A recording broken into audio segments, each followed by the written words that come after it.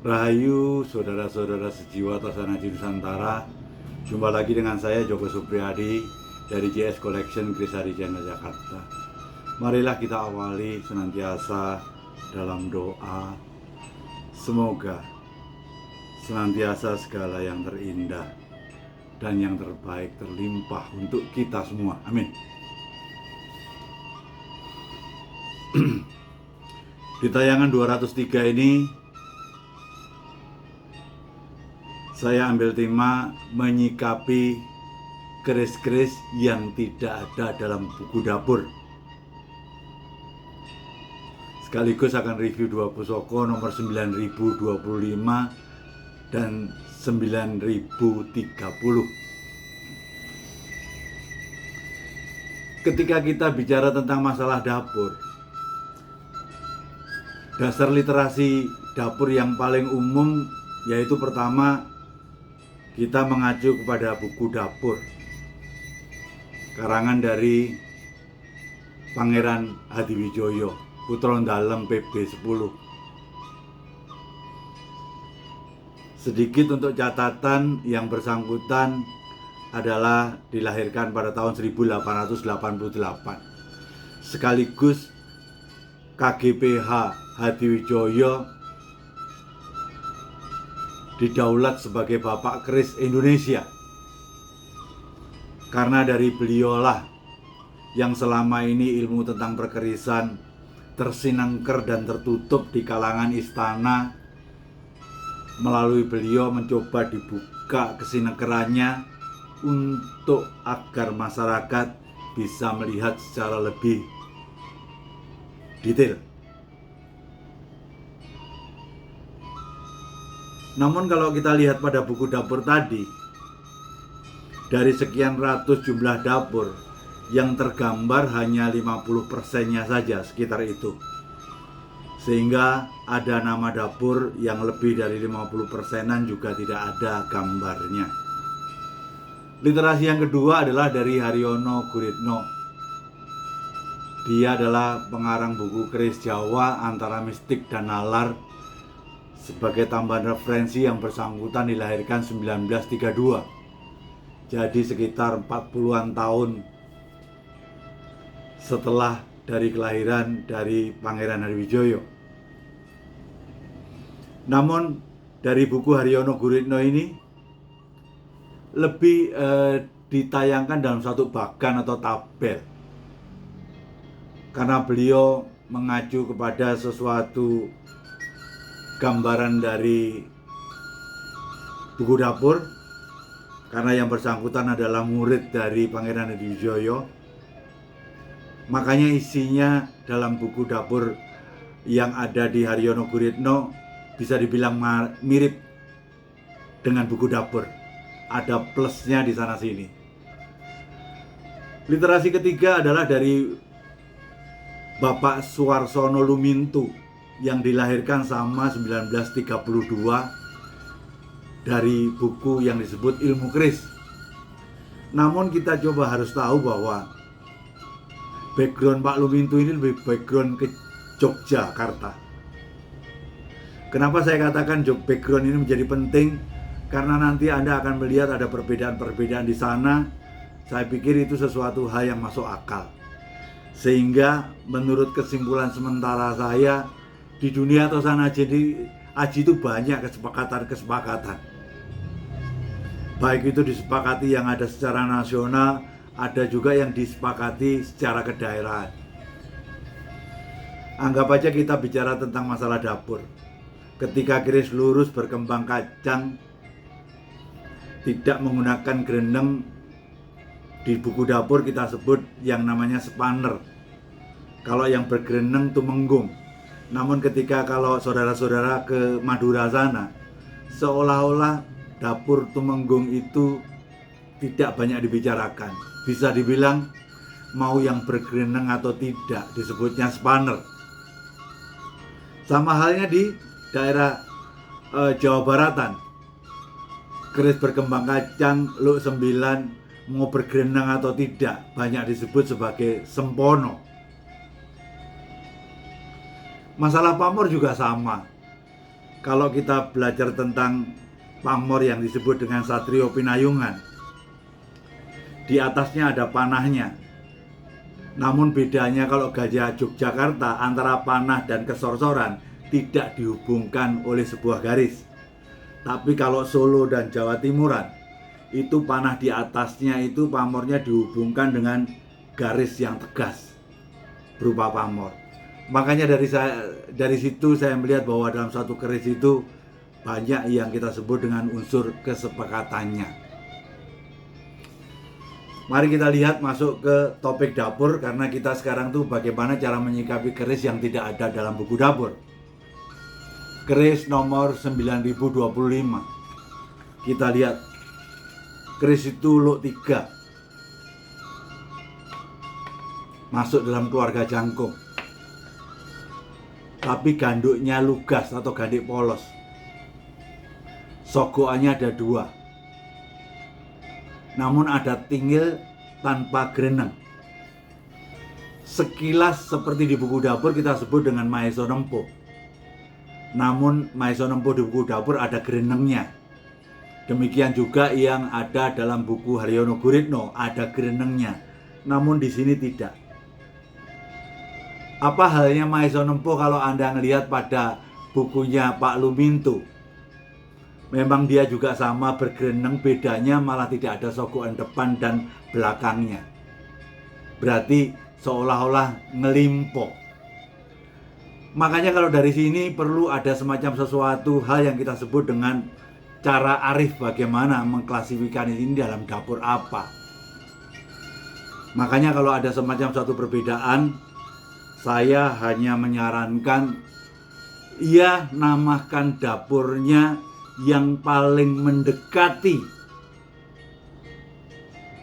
dengan yang ada di gambaran, daripada saya menamakan sesuatu nama yang berbeda sesuai dengan selera pribadi. Mari kita mengikuti yang ada aja. Jadi yang tidak ada dalam buku dapur persis, kita coba namakan yang paling mendekati.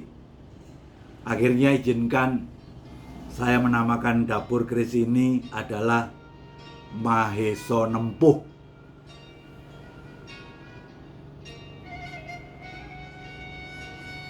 Panjangnya 39,5, berarti masuk kategori corok. Pamornya jelas kesepakatan nasional, ganggeng kanyut.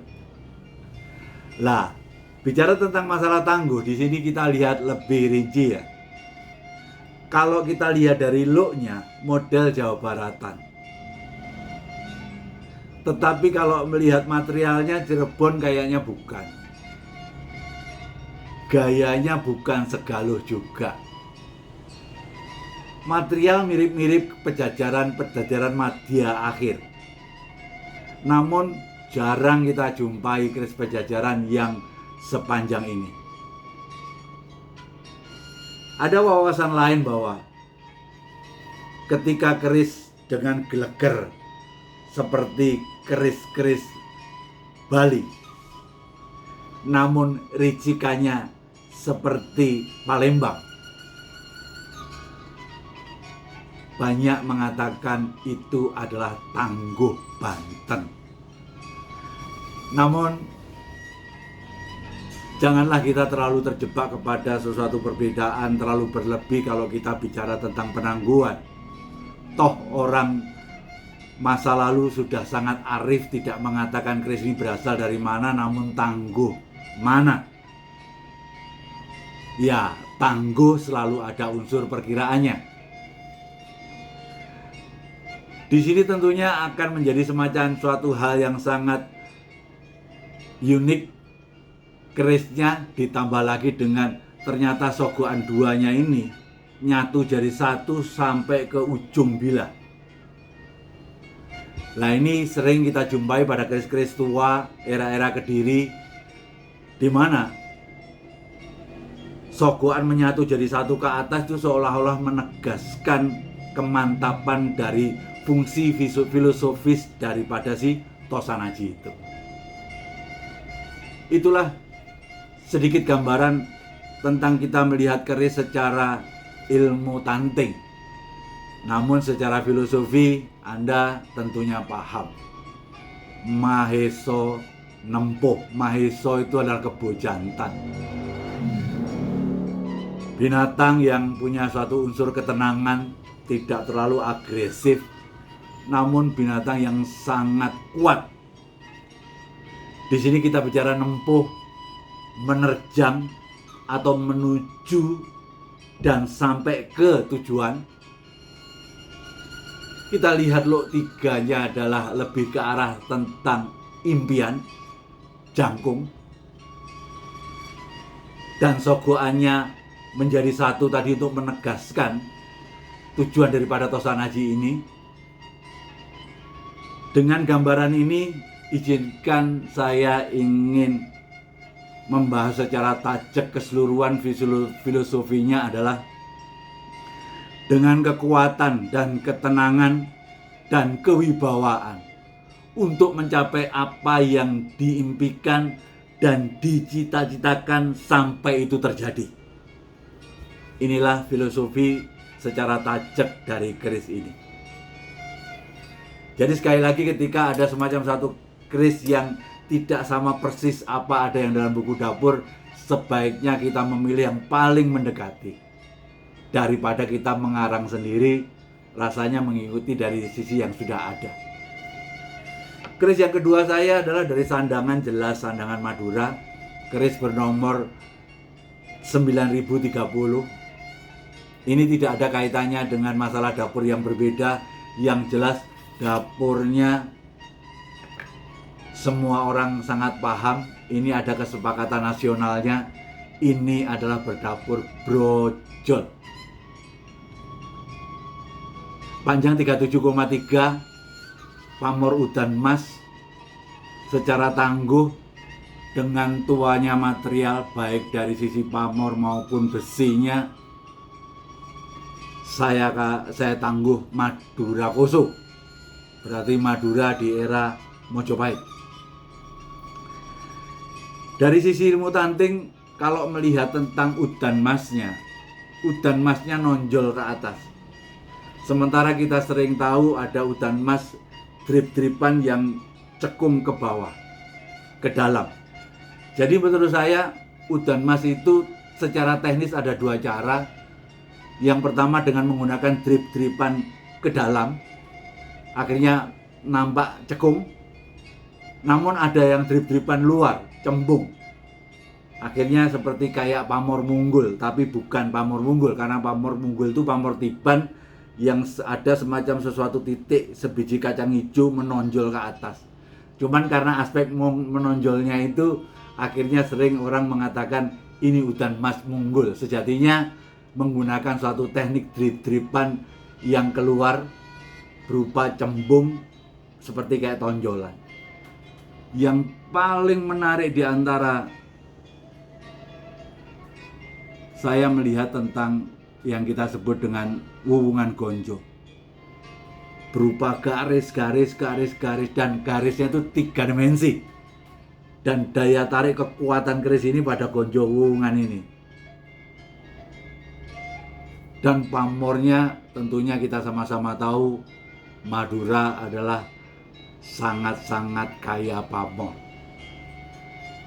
Keris ini tentunya secara filosofi semua orang tahu. Brojol adalah untuk memudahkan segala yang diikhtiarkan. Udan emas urusannya rezeki, sehingga untuk tujuan kesejahteraan dan kemakmuran. Jadi filosofi doa yang ada di dalamnya adalah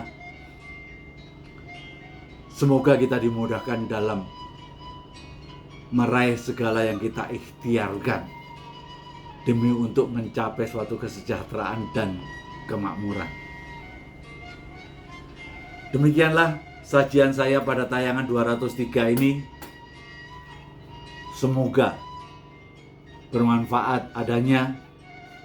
Jayalah senantiasa Tosanaji Nusantara.